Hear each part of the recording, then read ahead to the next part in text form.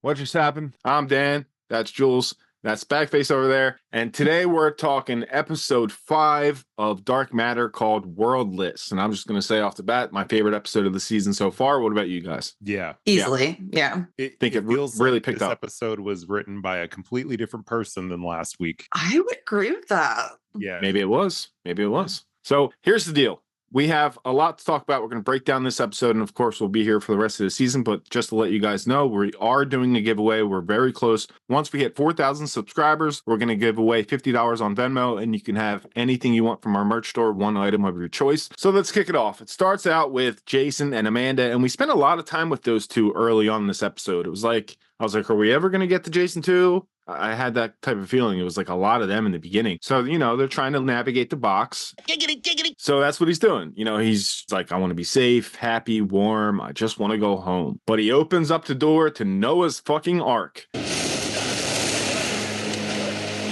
Like, what the hell? That was not okay. You didn't figure it out. I was scared for them for a second. Yeah. And then I'm like, what happens if you die and you probably just die. I guess you just die, right? Because it doesn't affect your other dimensions, right? Also crazy how when they open the box, it's at the surface of the water. So, which means it spawns into existence where it's supposed to be, and then it started plummeting in the water. Yeah. And that was cool. My question was answered about that because I always wondered, is it always in that? Is it always in that spot? But it's clearly not, because later on they go onto a freeway where it just spawns onto a freeway. So that's what happens whenever they go to a new place. It just spawns there. So that's pretty cool. We got that answer. Yeah. Well, I think they said it's the same fixed geographical same location. Place. Yeah. Also, I just want to point out, I watched it 3 times over. When they finally close the box door and all the water rushes out, I have no idea how they did that shot. Because me either. Oh my god, I was trying to figure that out. Suspended in water, and it oh my god, it was very really cool. Well done. Yeah, it was cool. And there was a commenter who was wondering about how they navigate through the boxes, and we kind of get that answer in this episode, but we're going to talk about that comment at the end. We're going to highlight it. Like you just said, the box sinks, they manage to shut it, and then the water goes away. Really cool shot. So then the man is like, all right, how were you really feeling? How are you actually feeling when you open the door? when you decided to go to Noah's Ark? And he was like, yeah, I was freaked out and I was panicked. So you can't fake it. It reads your subconscious. That's how you navigate this box. I get it. And Jason too has mastered it. We see later on we know he mastered it at this point already, but that's what they're trying to do. They're trying to learn. So she's like, all right, we need a timeout. We need to emotionally regulate ourselves. And I was like, all right, you were stupid last week.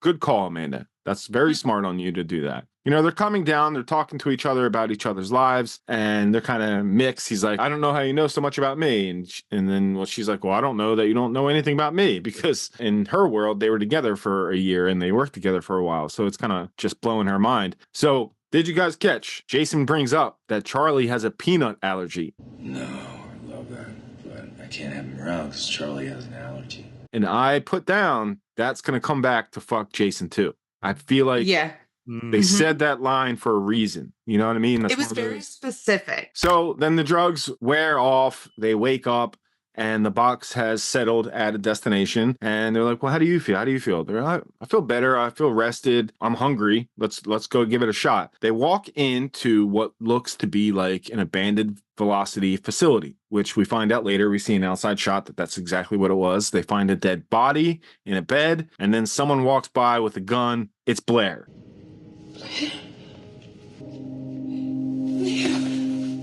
And this is the original Blair that first left in the box, which answers my question from a couple weeks ago. I was wondering if that Blair was in Jason 2's world now, but that's not the case. She's in this post-apocalyptic type world that is overrun by what? Is it bugs or what? These giant hornets. Okay. Which is fucking terrifying. My worst nightmare. Overrun by these hornet type looking things, these huge things. We had those murder hornets a couple years ago. Maybe it was that. So even though this place is basically barren, she says she goes on supply runs and she wears a hazmat suit. Even though it's in that type of state, she's like, I'm not ready to leave. I'm fucking staying here. I'm not going with you guys. You don't have to live like No, I'm not going back in that fucking box until I'm ready. I'll go when I'm ready. So what do you guys think about that? Like, smart, I guess, right? You got to be mentally ready to move on or you're going to be in a worse spot. Yeah. Yeah, I guess I would say by like what she said to them right as they were leaving. She's like, it's a lot more intricate than you think. It makes sense that it's, like Amanda saying they need to emotionally regulate. She's like, clearly I got some shit going on up here. Like I've been living in this world for 3 months by myself, a world whose demise I caused, by the way. So like, I'm sure that's a lot to process. It also is like a double-edged sword kind of thing. Cause I feel like the longer she stays there, the worse her mental state will be. Yeah. Yeah. True. Rough. And the drugs she has are only finite. She only has so many left. And she brings that up. She's like, I'd give you some, but I need them for me, which is a common theme this episode of getting more, what do they call them? Ampules or something like that. I wrote it down. Yeah. Blair questions to Amanda, what is your end game here? What are you trying to, he's trying to get home.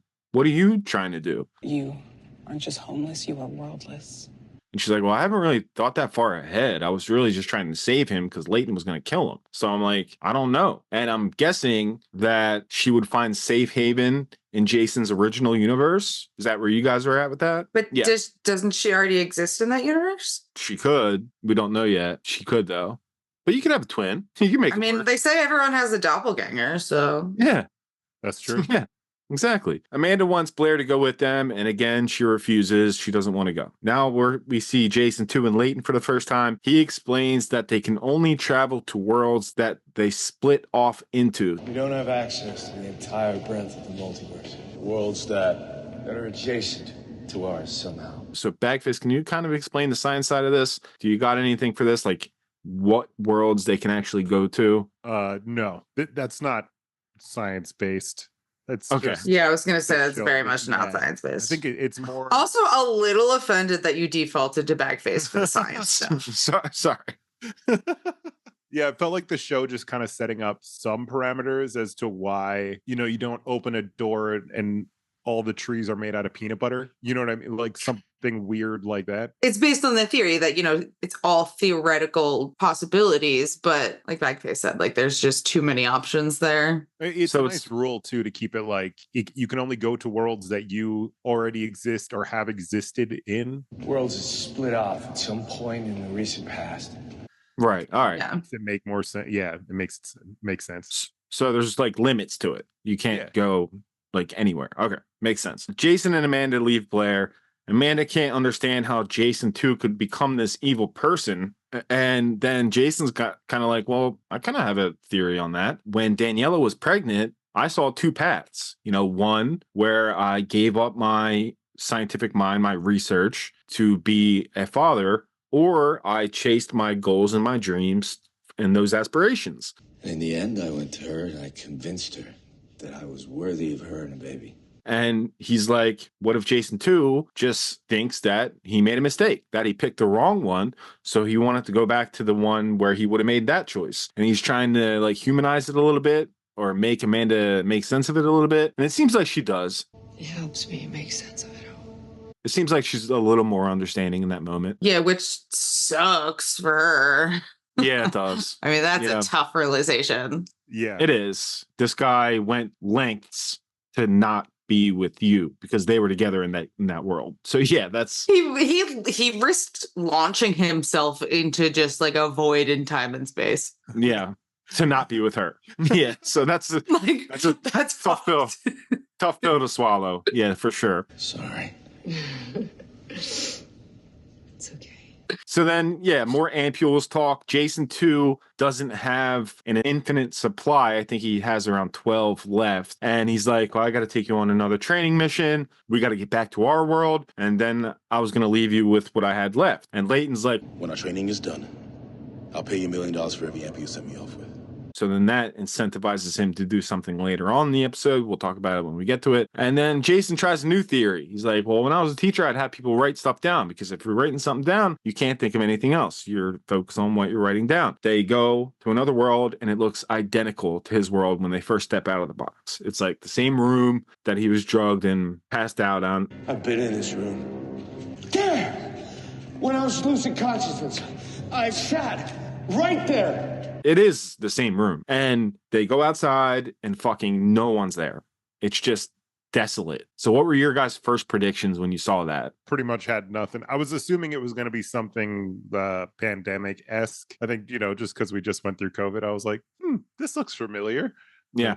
Other than Yeah, it did kind of feel like it was leaning there. I wasn't really sure what to expect on. I was just kind of like, well, this isn't right. Yeah, that's actually kind of where I was too, Jules. I was like, I wasn't positive, but I was like, well, clearly something's up. And then we find out it's like COVID-29. That's what happened. So they knock on the door of his house. Daniela answers. She looks like she's dying, which she is. And in this world, Jason died, Charlie died, and it looks like a lot of the population of the world has died to this virus, and they're just getting wrecked. So she's going to die. Some authorities pull up, and they're like, what are you doing outside? And then they give them this test to see if they have the virus. They don't, of course, because they just got there. And they find out you can only get it if you touch someone. It's not airborne. So this woman's like, here, she's going to die. She's not going to last the night. Give her all this morphine. She'll slip away peacefully. That's the best thing you can do in this scenario. Don't touch her. So he goes into the room. Amanda tries to talk him out of it. If you catch whatever she has, you will never see your real wife ever again. That's not your wife. What if you get sick? Then you don't get back to your wife. She tries to talk him out of it. But when he goes in the house, I really like this part. They had that photo of them at Yellowstone, just like he was talking about in like episode 1 or 2. And what's funny is they have the same memories. They didn't split off yet. Well, yeah. It's really, really cool. I like that aspect to the show. Like there's just certain points where you split, but up until that point, you're going to have the same exact memories as the other person. So it's really cool. I found that fascinating. Such a good scene too, that I was like, ooh, like that hits. And Jennifer Connelly is amazing. She's so good. Oh, she's so good, dude. It was really heart-wrenching because it's like it humanizes these other worlds. I mean, not that they don't seem human, but obviously they seem super foreign to you, but it makes it more difficult to like deal with those differences. That day was perfect. And it really shows like how humanized Jason 1 is compared to Jason 2. Oh yeah, for sure. Still going to risk himself and then like put himself in a position of danger just to help like a wife that isn't even his, but like he got close to touching her. Yeah. Did you see when he was grabbing the syringe? Oh man, I was like, whoa, dude, a little too close. Yeah. Yeah, it was a good moment. I feel like Jason 2 would have just been like, hey, so I'm gonna pocket this morphine. I'll see you later. Good luck. For real. I'm gonna go get high. Exactly. Yeah. So, they have a nice moment, but what you guys just mentioned makes me realize that I'm going to be extremely invested in the Emmys this year. We've covered some good shows so far this year, and there's a lot more good ones to come. Severance is coming out this year. So it's going to be a really crazy year for the Emmys, and I'll be watching that for sure. So I'm still hoping that Colin Farrell takes home Best Actor for Sugar. Yes. So far. Yeah, so far. Too. So they're back in the box, and Amanda's like, all right, here's the question. Why did you bring us to that world? And it turns out, because he was talking about his sick mom earlier, and that's how she died to an illness, he carried his worst fear through the door, losing his family to illness, just like he lost his mom. So again, it's what's deep down. You can't trick this. Well, and that's why I find it so hard to believe that Jason 2 has like mastered this so well. Yeah, seriously. How are you supposed to align your thoughts with your subconscious? It's subconscious. I don't know if there'll be a big reveal in the show of how he learned how to do this. Maybe he like learned it from another Jason somewhere or something. But it feels like he is so singularly focused on one thing that he is like easily capable of doing that. Like he was so focused on making this box that he's in a mode where he can align his subconscious and his conscious. Yeah, well, that's because he's a narcissist and his only focus is himself. So the box is only for narcissists. Heyo. That's a good point, though. I mean, it's true. So I've liked this show's choice of splitting scenes up, going back and forth between. It's kind of like a Nolan type of thing, Christopher Nolan type of thing, where you're having one scene go on, but two different worlds. And it's like you show a little bit and then a little bit and a little bit. I like that. And that happened in this scene. There's a back and forth of Jason and Amanda arriving to another world that again looks eerily similar to his home world. And this might be it. And it's going back and forth to that and Jason too and Daniela talking. She's upset that he's been doing all this shit without confiding in her. Like, bought the car, quit the job, the investor. Yeah. You didn't talk to me about any of it. That's not 100%. He called it 85 to 90% sure, but he's talking millions. So she still isn't like suspicious that much yet. I think she's kind of getting there. Yeah. I don't know. I feel like she can tell that he's been like, I don't know, off. I know he did kind of explain that by like the whole almost getting hit by a car thing. True. But yeah, that was big for him. No. Maybe just like I would feel weird about that. I don't know. And it seems like if my partner almost got hit by a car and their entire personality and values Just changed. I'd be like, right. What? Like it's one thing to have that like whole life is short, you gotta seize the moment kind of deal. But you're the complete opposite of who you were. Like it would make more sense if you did get hit by the car. I think it's still gonna take like Dan was talking about, like a peanut allergy thing or something. That's brilliant, honestly. That might be it. It'll be really obvious to her that something he should know. And like how could you forget that your kid has a peanut allergy? Yeah. Mm-hmm. Yeah, it'll be something like that. Dude, they don't put lines in shows like that for nothing. You know what I mean? The freaking detective over here. The breadcrumb. Mm-hmm. Breadcrumb. Just saying. The breadcrumb. So then, all right, Jason walks into what he presumes to be his house, and I guess it kind of is. And he grabbed a knife, which doesn't look too good. He thinks he's home. She's walks in on Daniela. He's thinking this is his Daniela, and he's home, and he asks about Charlie. It turns out he's her ex in this world, and he's also in prison. Yes, it's my ex-husband. He's supposed to be in prison, and he showed up at my house with a knife. So, yep, wrong choice again. And then Charlie comes in and tackles him. And he's like, get the fuck out of here and don't come back. Don't ever come back here. Whatever I did, I'm sorry. Strike 2 or 3 on this episode, but they're learning. And like imagine getting like arrested, and I was gonna say rearrested, but technically he hasn't been arrested. Right. But like imagine getting arrested in a different like universe.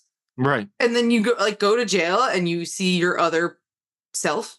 Yeah. Like they go to process you and they're like, you're already in jail. You're in here. You're in cell block A right now. Yeah. That's so wild.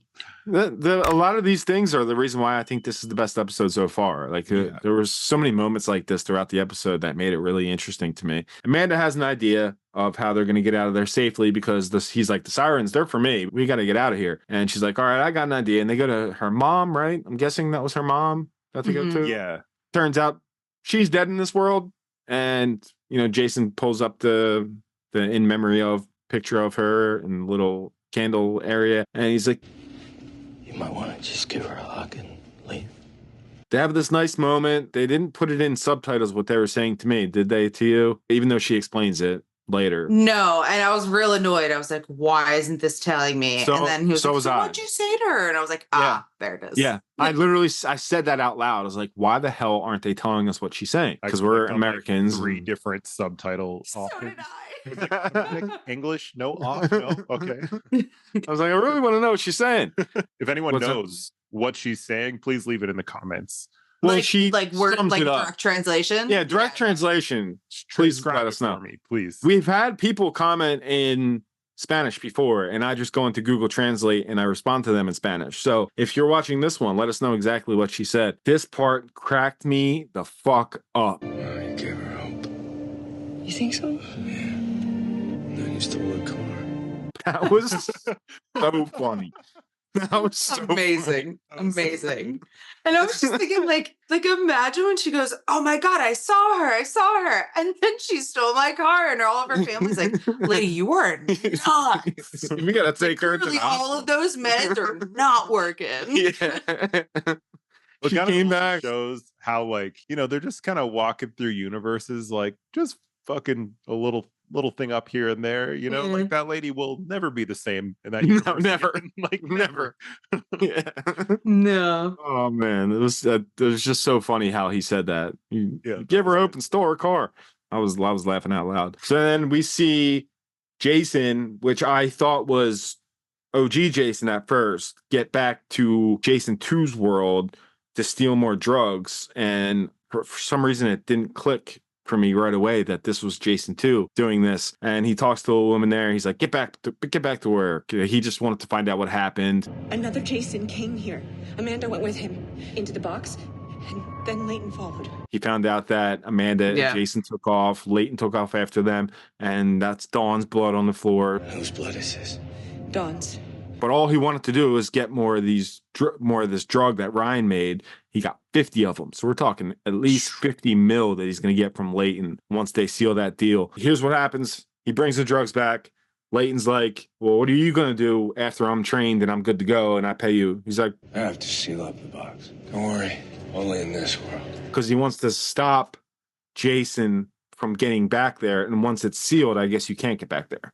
That's the whole point, right? I don't know. That feels really weird to me. Like those things would be impossible to seal.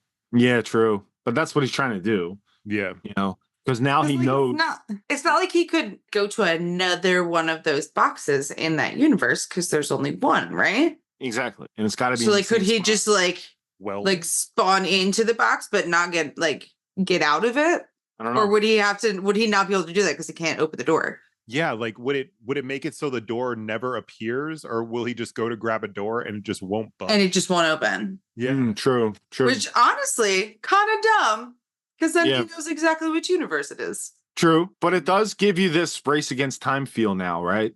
That Jason and Amanda have to figure this out before he seals the door. So it's like he still needs more time because he needs to train Leighton more for Leighton to be comfortable to give him $50 million plus. 50. You got 50? So there's like a nice transaction. He's waiting to get his money, but he's also training Leighton. He also has to do it before Jason and Amanda find him. So it's a nice little race against time. I wonder if Leighton is going to have a holdup about it, because Jason was pretty much like, yeah, I'm going to seal it up so you can never come back here. You can have the whole multiverse. Yeah. You can't come back home, which is... Yeah, true. I think he's going to think about like, okay, well, I have a finite number of these, and it's going to be really hard for me to get more in other universes. So like he really has, that's it. You have like a limited number of places to go, my friend. Yeah. That will be a conversation that they have coming up. And because like if he fucks up. Yeah. Which he probably will, honestly. I would assume that they'll probably add the ticking clock on Jason 2's side too, of Daniela kind of starting to figure things out and putting more pressure on him. Yeah. Which that makes sense. How many episodes are there of this season? 9. There's 9. Okay. So 6, 7. We got 4 left. Weird number. Such a weird. It is a weird number. Yeah. Strange. It's picking up quick though. I was a little. It is. But yeah, this episode gave me a lot of hope for where the show's going. Me too. I liked it a lot. All right. So I wanted to read this fan's comment real quick. So they said, one thing I wanted to know is, do the worlds become defined? Let's say when they entered the door with the apocalypse or the door with the frozen world, does that door remain that world forever? If they were in a certain state of mind, if they were in a certain state of mind when they entered frozen world, let's say they were in fear, will that particular door remain the frozen world even if they are in a happy state of mind when they re-enter it? Good question. So I kind of thought it was answered this episode, but now that I think about it, it kind of wasn't answered this episode. So interesting. Well, I mean, I guess there's not really a way of keeping track of them anyway.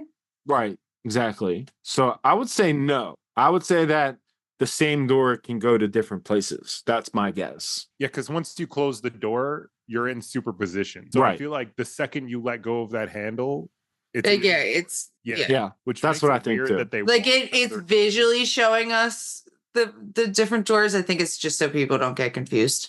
Yeah, because like you just said, they are walking to different doors. They're not doing the same one over and over again. So we might not ever get the answer to that question, but I would assume that it's interesting to think about, though. It is interesting. So I think I would assume that it would change based on your mental state. It doesn't stay the same. That's what I would think. But yeah, loving this episode. Comment your theories below. We can do a theory video soon. All you got to do is comment the wildest theories. We'll speculate on them and we'll make a video about it. They're a lot of fun to do. So just go crazy in the comments below. Again, once we hit 4K subs, we're very close. We can do it this week. Just hit that subscribe button. And thank you so much for watching, and we'll see you next time. Later. Bye, guys. And I swear I saw both paths. I just want to go home. What just happened? What just happened? What just happened? What just happened? That just happened.